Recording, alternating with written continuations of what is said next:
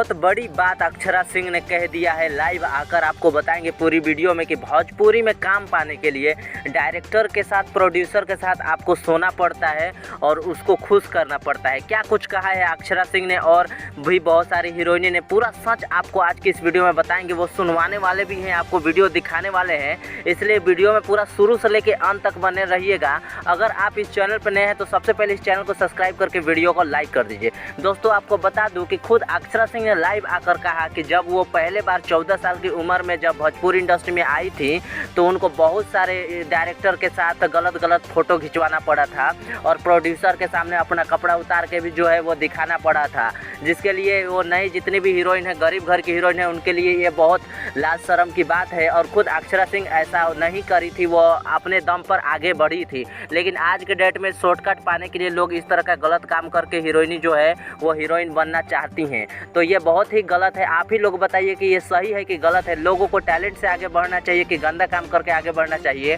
Comment करके ज़रूर बताएं।